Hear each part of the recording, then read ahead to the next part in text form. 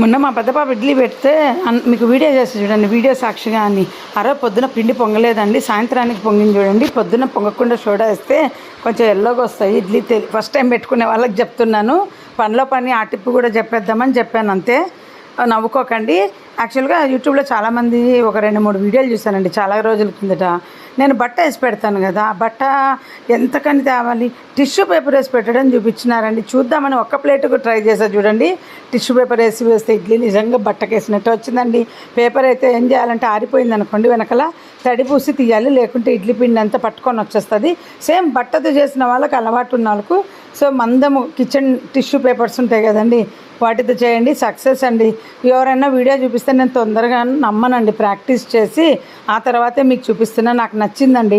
ఇంకా నేను కూడా క్లాతులు వేసి ఇడ్లీలు పెట్టడం మానేస్తే సాఫ్ట్గా వచ్చినాయి. మా ఆయన కూడా చాలా బాగుందన్నాడు. టిష్యూ పేపర్ ఏముంది మనకు ఇంట్లో